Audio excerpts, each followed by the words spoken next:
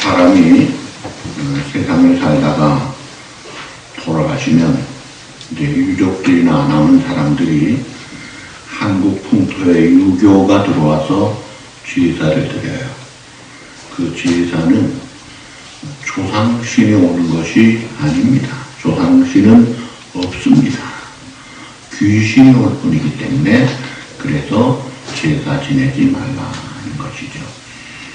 제사는 지내지 않지만 추모하는 시간을 가지죠. 추모와 추도는 다릅니다. 추도는 고인의 죽음을 생각하면서 슬퍼하는 거예요. 그 추도한다는 것은 굉장히 참 어둡고 무겁습니다. 그런데 이제 고인을 생각하고 기억하고 그리워하는 것은 추모라 그래요. 그래서 추모라는 용어가 맞는데 그 추모하면서 이제 예배를 드리죠. 그런데 추모 예배도 오늘 제 1계명하고 이제 비교해서 제가 주의할 점을 먼저 말씀드리고자 합니다. 추모 예배를 잘못 드리면 우상 숭배 같은 형식이 될 수가 있기 때문에 추모 예배를 잘못 드리면 안 됩니다. 먼저 인간 숭배나 중보자를 왜곡하면 안 됩니다.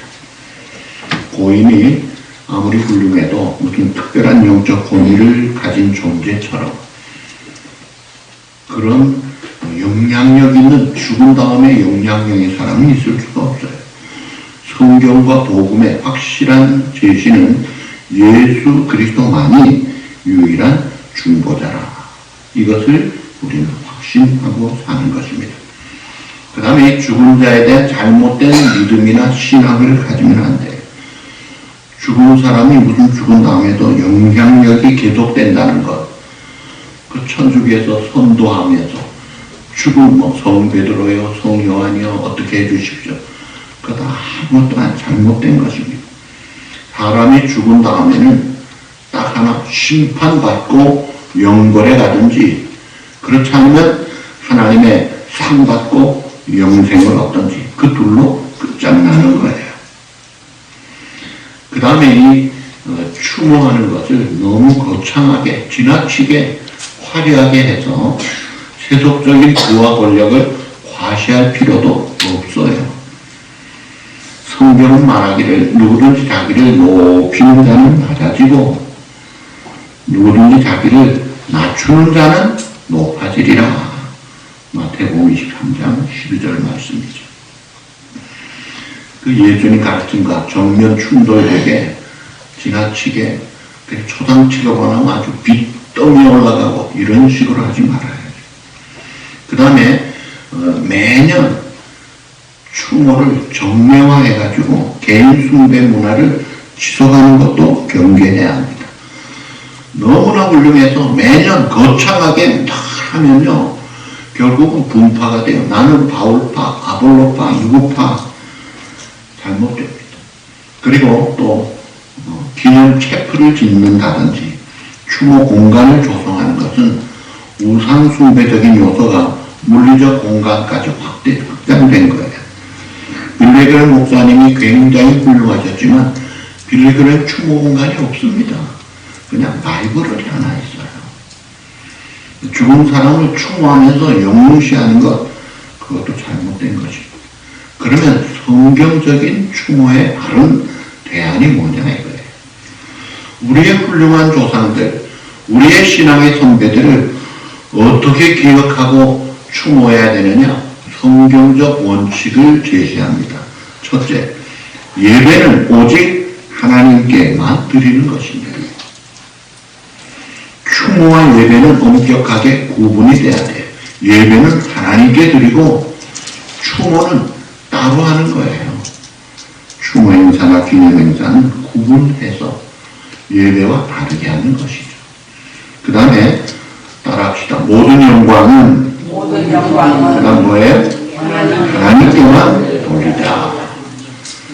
이사야 42장 8절 중요한 구절입니다. 다 같이 나는 여호와이니 이는 내 이름이라. 나는 내 영광을 다른 자에게 내 찬송을 우상에게 주지 아니하리라. 중요합니까? 그러면 신앙의 선배들의 그 가르침이나 그 삶을 기억할 때에 그 사람에게 초점을 맞추지 말고 그 사람을 통해 역사하시는 하나님의 은혜, 하나님의 능력, 하나님의 보호, 하나님의 인도하심, 이거를 강조해야죠. 빌조레 목사님 거기에 가면요, 복음이 증거되고 있고 글을 쓰신 하나님의 높임을 받아야지 인간이 높아진 게 그게 우상단지가 될 수 있다는 거예요. 마지막으로 교회는 모든 형태의 우상 숭배의 요소에 대해서는 민감하게 경계하고 순수한 성경적인 예배를 회복하도록 해야 합니다. 그래서 예수님을 40일 그 줄이신 후에 공생에 시작할 때 마귀가 와가지고 돌로 떡을 만들어라, 절을 하라, 뛰어내려라, 모든 사람들이 너를 지송하겠고 나도 모든 영광을 주겠다 유혹할 때 한마디로 마태복음 4장 10절 다 같이 보시죠. 주 너의 하나님께 경배하고 다만 그를, 다만이 뭐예요? 오직 only 하나님만 섬겨라. 인간을 높이면서 하나님의 영광을 훼손하지 말라 이거예요. 자, 제1계명이 뭐예요? 너는 나 외에는 내 앞에서 다른 신들을 내게 두지 말라. 그러니까 성경의 처음 첫 장의 창세기 1장을 보면 태초에 하나님이 천지를 창조하시니라. 창조주 하나님이 쫙 시작하면서 성경이 열어줍니다. 이 십계명도 마찬가지예요. 오직 하나님만 섬겨라 하면서 십계명이 열려지는 거예요. 십계명은 율법을 요약한 것이죠. 우리가 사람의 얼굴에 뭐가 잘못됐나 잘됐나 보려면 거울을 보면 알 수 있듯이 내가 인생을 제대로 사느냐 못 사느냐 보면 하나님의 말씀을 보면 돼요. 로마서 7장 7절 다 같이 율법으로 말미암지 않고는 내가 죄를 알지 못하였으니 그 율법이라는 것이 하나님 말씀이에요. 자, 지난주에 설교 들었는데 성경 율법에 보면 하라는 명령이 몇 개라고 했어요? 우리 뼈수와 비슷한 248개. 하지 말라. 이게 1년 날수와 같이 365개.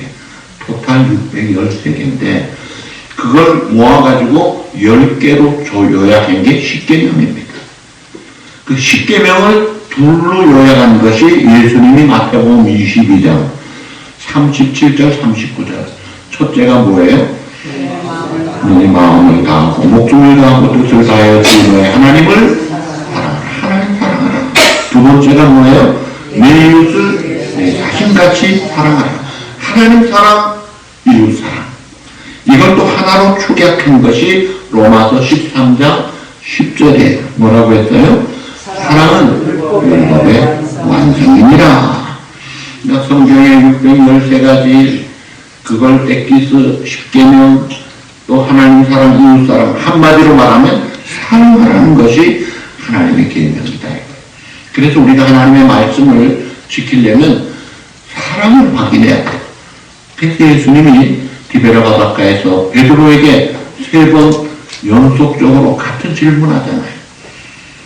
네가 나를 사랑하느냐? 사랑이 이게 핵심이더라 이거예요. 자, 오늘 제1계명에 제1계명 다 같이 한 번 더 보죠. 너는 나 외에는 다른 신들을 내게 두지 말라. 자, 613가지 요약한 10계명의 제1계명이라. 이게 굉장히 소중하고 첫째 계명, 가장 중요한 계명입니다. 이 법 어기는 순간 나머지는 다 같이 어기는 것이 됩니다. 여러분 싱가포르 가보신 분 손 들어보세요. 싱가포르 가본 분들의 이야기를 들어보면 싱가포르라는 그 아시아에 잘 사는 선진국가죠. 거기 가면요 껌 뱉으면 벌금 내는 정도가 아니고 껌을 씹기만 해도 벌금을 먹습니다. 그 동네는 아마 껌을 팔지도 않을 것 같아. 그 법이에요. 그런데 우리 미국 사람들이 껌 씹다가 누가 와서 벌금이요 그러면 뭐라고 하겠어요? 야, 미국엔 그런 게 없는데 한다고 통합니까? 그 나라에 가면 그 나라 법 지켜야 돼요. 하나님의 백성이 하나님의 나라를 살려면 하나님의 법을 지켜야 됩니다. 그게 뭐예요? 십계명이에요. 그 중에 가장 대표적이고 중요한 것이 일계명입니다. 너는 나 외에 다른 신들을 네게 두지 말라는 거예요. 이 첫째 계명에서 우리가 누구를 경배해야 되며 그 대상을 분명하게 명확하게 제시합니다. 뭐예요? 오직 하나님만 섬기라는 거예요.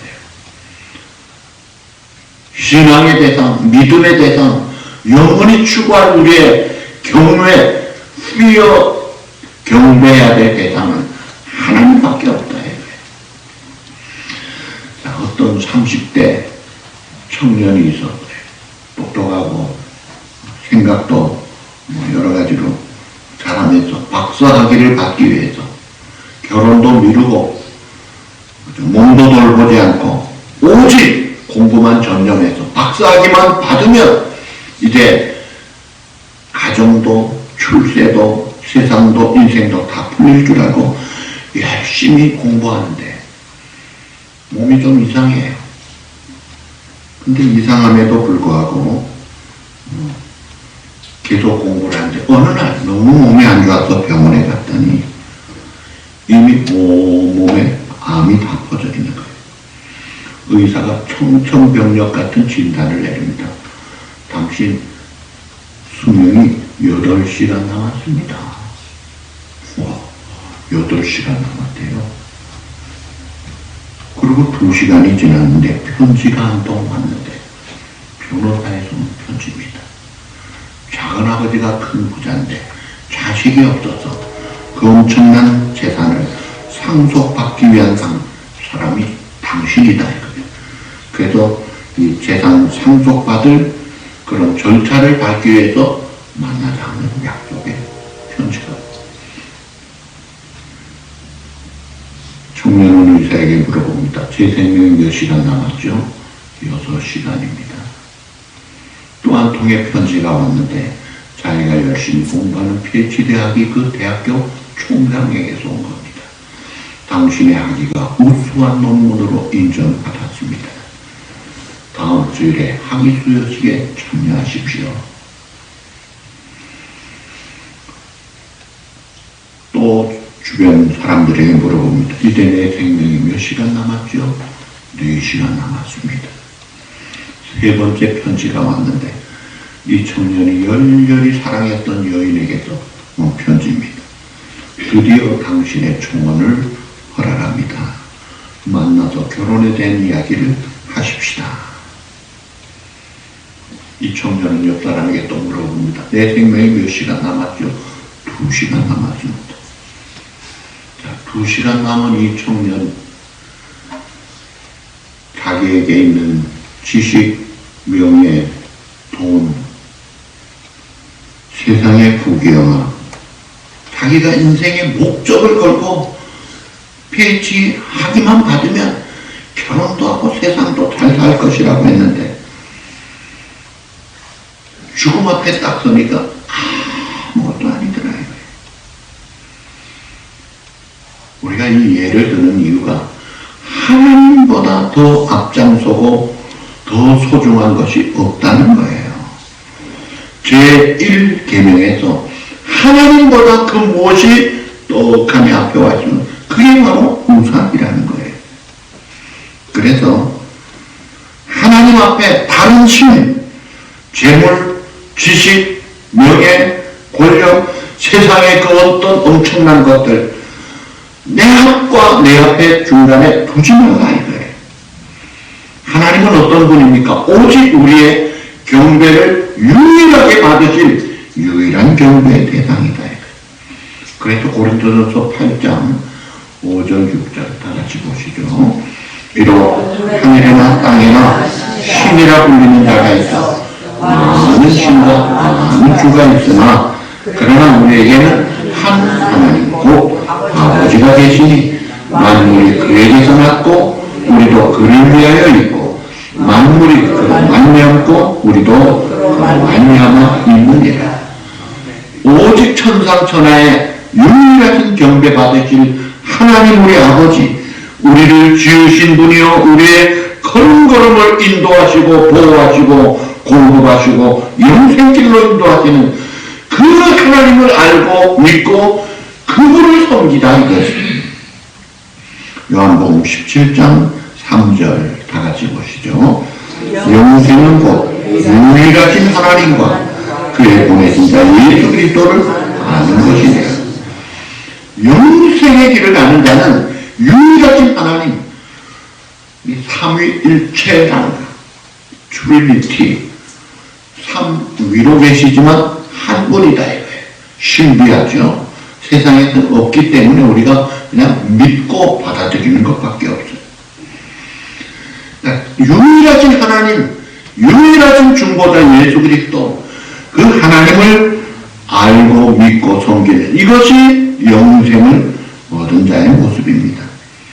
자, 성경에 보시면 하나님을 제1계명에 맞추어서 잘 섬긴 자들이 많아요. 또 우리나라도 신사참배하는 사람들 다 1계명, 2계명 다 그 지키려고 했기 때문에 순교를 당했던 거예요.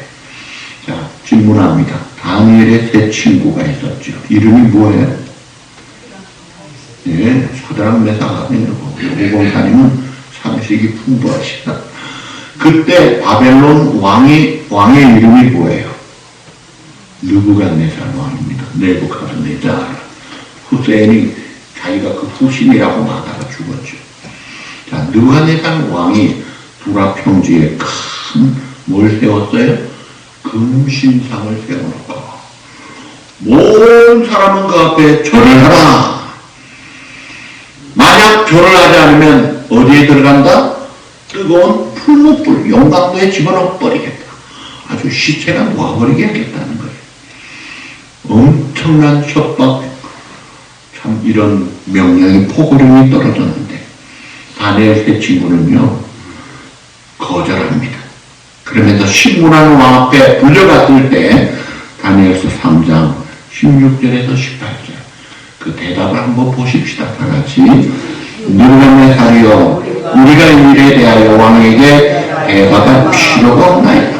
왕이여 우리가 섬기는 우리 하나님이 우리를 맹렬히 하는 풀무불 가운데서 능히 건져내시겠고 왕에서도 건져내시리이다.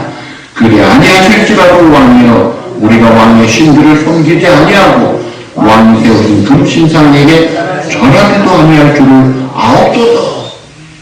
하나님이 우리를 건져주시고 안 건져주셔도 우상 숭배 안 합니다. 이 말 듣고 쏘민한 느부갓네살 왕은 풀무불 온도를 7배로 더 뜨겁게 해라. 그리고 집어던지라고 했어요.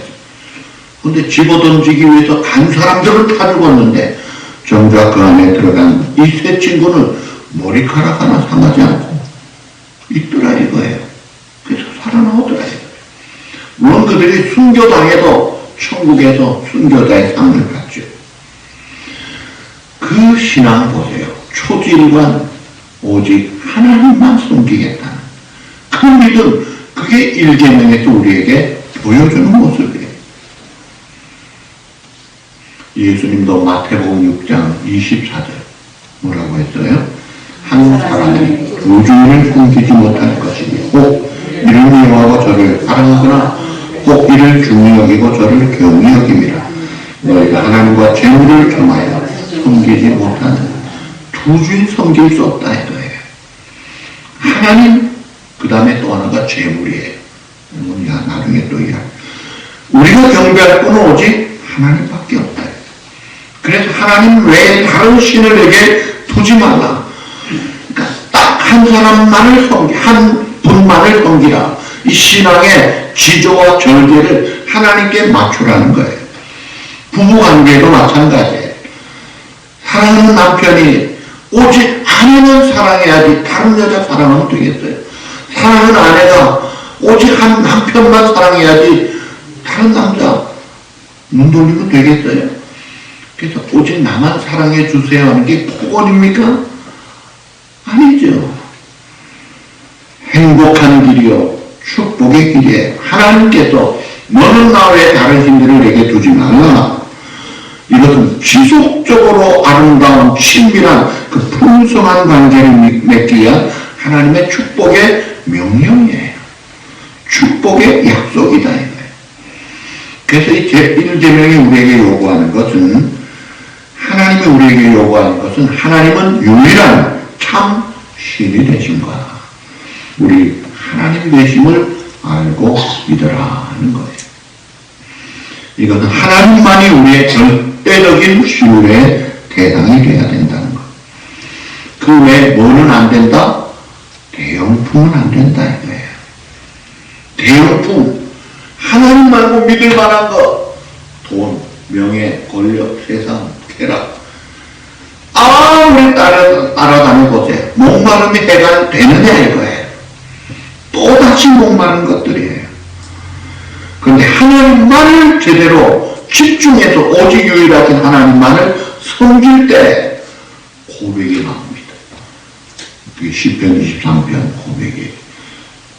여호와는 나의 목자신 내게 부족함이 없으리로다. 다윗이 사망의 음침한 골짜기 원수 앞에서도 아이샤라도 내가 더 바랄 것이 없다. 내 잔이 넘친다. 이런 고백이 하나님만을 섬길 때 나올 수 있는 것입니다. 우리 하나님은 어떤 분인가요? 출애굽기 34장 7절 보시죠. 인자를 천대까지 베풀며 악과 과실과 죄를 용서하리라. 그러나 벌을 면제하지는 아니하고 아버지 악행은 자녀 3, 4대까지 보응하리라. 회개만 하면 하나님은 용서해 주십니다. 근데 회개하지 않으면 확실하게 보응하시는 하나님. 이것을 우리가 알아야 돼요. 하나님은 우리를 지극히 사랑하셔서 독생자까지 보내주시고 그를 믿는 자 영생에 이르고 영원한 의롭다함을 주시는 분이지만 회개하지 않는 자는요 그 죄가의 대값을 자기가 받아야 돼요. 이런 하나님은 우리가 단순히 머리로 지식으로만 아는 것으로 그쳐서는 안 됩니다. 우리가 하나님을 어떻게 알아야 합니까? 우리는 하나님과 그 전 인격적으로 만나는 체험이 있어야 합니다. 하나님의 능력과 설품을 아는 지식과 그 하나님의 사랑을 가슴으로 느끼는 감정과 그 하나님의 말씀 따라 기쁘고 즐겁게 충성되게 순종하는 의지, 이 지식, 정서, 감정, 인격적으로 하나님을 만나고 섬길 때 그 하나님을 우리가 더욱 알아가고 축복을 누리는 거예요. 하나님 없다고 하는 자들이 있어요, 없어요? 무신론자들 하나님 없다고 합니다. 진화론자들 창조를 믿지 않습니다. 시편 53편 1절, 시편 13편 1절과 비슷한데 시편 53편 1절 뭐라고 했죠? 어리석은 자는 그의 마음에 이르기를 하나님이 없다 하더라. 그들은 부패하여 가증한 악을 행하며 선을 행하는 자는 없도다. 하나님 없다는 자는 어리석은 자예요. 마치 목과 같은 자세요. 자기가 태어나놓고 나는 부모 없이 태어났어 하는 것과 똑같습니다. 그리고 로마서 1장 21절에 보면 뭐라고 했어요? 하나님을 알되 하나님을 영화롭게도 아니하며 감사하지도 아니하며 오히려 그 생각에 허망하여 주며 미련한 마음이 어두워졌다. 하나님이 없다는 자는 미련한 자인데 하나님을 알면서도 하나님 앞에 영광을 돌리지 않고 감사하지 않는 자를 지금 경계하는 말씀이에요. 또 하나님을 알지 못하는 그런 자의 모습이 디모데후서 3장 2절에서 5절 뭐라고 했어요? 사람들이 자기를 사랑하고 돈을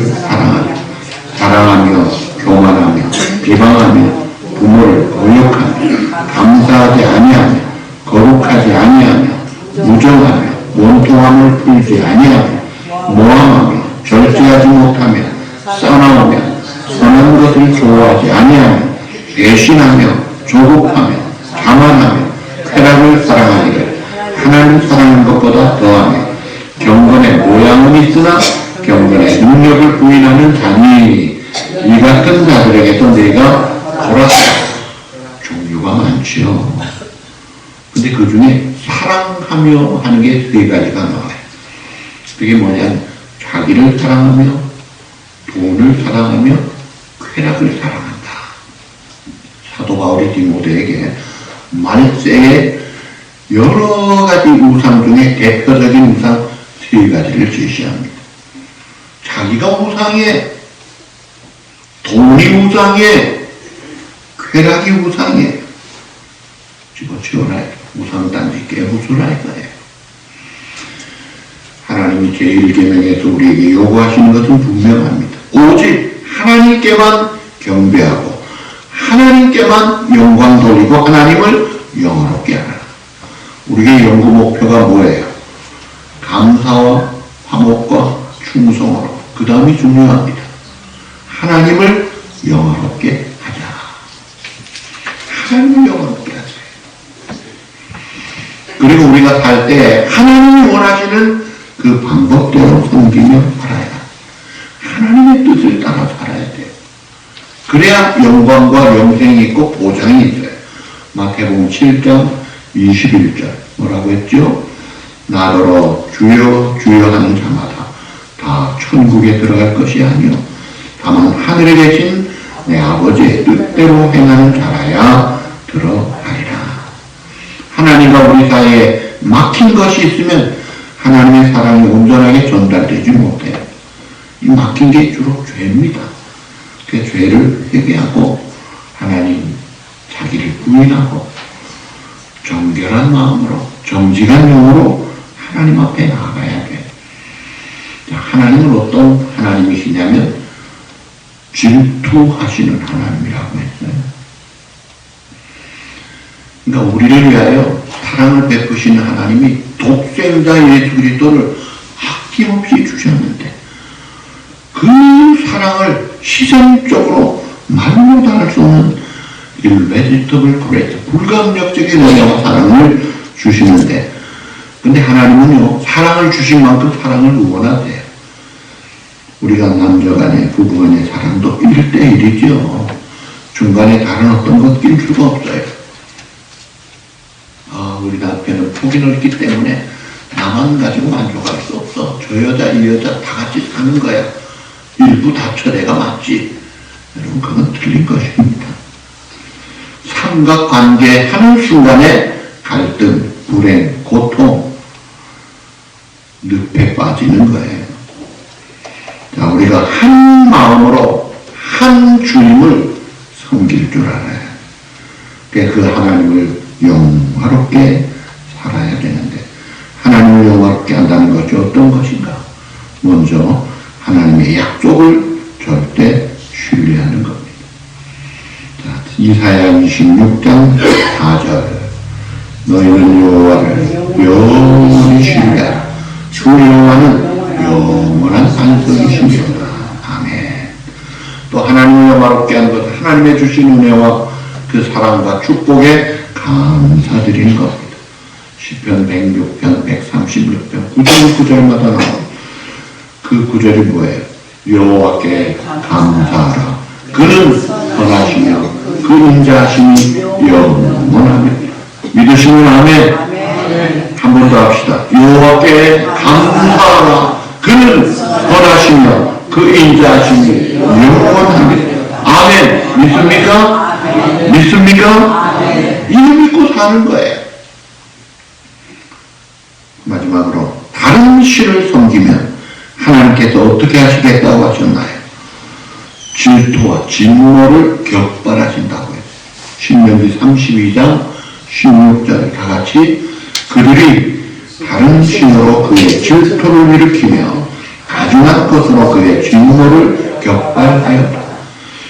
다른 신, 가증한 것들로 인해서 하나님의 질투를 일으키고 진노를 격발했다. 그러니까 질투라는 것은 사랑과 비례합니다. 사랑하시기 때문에 우리가 가장 잘 될 길, 생명의 길을 아시기 때문에 다른 길로 가는 것을 참아보지 못하시겠다는 거예요. 그러면서 우상 숭배자들 유황불못에 던지겠다는 말씀이 요한계시록 21장 8절입니다. 다 같이 보시죠. 점술자들과 우상 숭배자들과 거짓말하는 모든 자들 불과 유황으로 타는 못에 던지리니 이것이 둘째 사망이다. 우상 숭배자의 미래는요 참 그지없이 처참합니다. 자, 오늘날 현대 우상 중에 가장 큰 게 돈이에요. 어떤 신학자는 최대 지금의 종교는 이 맘모니즘, 배금사상, 배금주의, 돈이 최고 우상이다. 뭐 이건 뭐 교회 다니는 사람 안 되는 사람 다 따져요. 그러면서 어떤 예화가 있어요. 어느 교인이 로또가 당첨돼서 300만 불짜리가 당첨됐대요. 그래가지고 목사님 이거 로또를 당첨됐는데 이거 좀 찾으러 같이 가십시다. 그래가지고 반을 목사님께 드리겠습니다니까 목사님이 기절을 해버렸대요. 너무 놀라가지고 이거는 별로 좋지 않은 예화지만 목사님들도 돈에 우상에 빠지면요 제가 이게 진짜인지 아닌지 모를 정도로 믿을 수 없을 정도예요.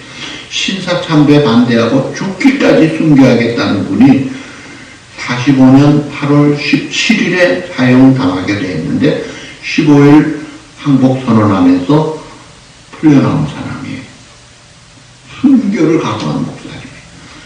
근데 제가 그 부흥회를 갔을 때 거기에 그 사람 이야기 들어보니까 그분이 어떻게 됐냐니까 돈 맛을 알아가지고 타락해버렸대요. 그래서 이야 이게 진짜인가. 여러분 그만큼 돈의 위력이 강하다는 거예요. 맘몬 숭배, 이 배금사가 어떤 아이가 빵 한 덩어리를 가지고 집으로 갑니다. 그래서 물어요. 너 들고 있는 게 뭐야? 빵이에요. 어디서 났지? 저 빵 굽는 아저씨한테 샀어요. 그러면 그 사람은 빵을 어디서 구했겠니? 아니요, 그 아저씨가 만들었어요. 그래? 그럼 그 아저씨는 무엇으로 빵 만들었지? 밀가루요. 그 밀가루는 어디서 구했지? 그거는 방앗간에서 구했겠죠. 그 방앗간의 사람의 밀가루는 그건 어디서 나온 거지? 농부한테서겠죠. 중요한 질문이다. 그 농부는 밀가루를, 그 밀을 어디서 구했겠어? 농부가 만들었겠어?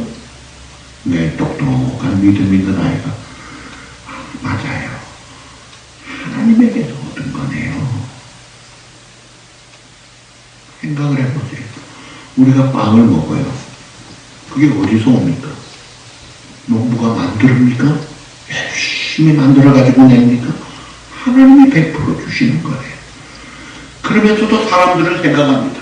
내가 일해서, 내가 돈 벌고, 내가 열심히 한 거로, 내가 가족 먹이고, 내가 뭘 하고, 어디서 왔어요? 다 100% 하나님께로부터 왔어요. 공기, 택수도 없는 풀이에요. 세금도 안 되고 마셔요. 가장 중요한 것은 거저주세요. 물, 다 공짜예요. 길값만 낼 뿐이죠. 음식 보세요. 생선. 여러분 생선 뭐 좋아하세요? 그거 어부가 만듭니까? 100% 하나님이 키워주시는 거예요. 이스라엘 백성들 광야에서 만나 메추라기 먹으면서도 불평하듯이 오늘날도 이 어리석게 행동하는 사람들 100% 하나님의 은혜로 생명 유지하고 살면서도 자기가 뭐나 된 것 같지. 그래서 하나님이 제1계명으로 나 외에는 없다 이거예요. 나 외에는 다른 신에게 두지 말라. 나로 말미암지 않고 아무리 깨러올 자가 없다. 이게 무슨 공간 협박입니까? 지극히 맞는 바른 그런 진리의 말씀 아니냐 이거예요. 제1계명 우리 다 같이 한 번 더 외워보시죠. 나 외에는 다른 신을 내게 두지 말라. 다 같이 나 외에는 다른 신을 내게 두지 말라. 아멘. 이 말씀 믿고 순종함으로 정말 우리의 유일한 구주 영생의 생명의 원천 되신 그 주님의 축복을 받고 승리 생활하고 풍성한 삶, 평강의 삶을 누리는 제1계명 앞에서 떳떳하게 바로 살아서 그 약속된 축복을 누리고 살아가는 그런 저와 여러분이 다 되시기를 주님의 이름으로 축복합니다.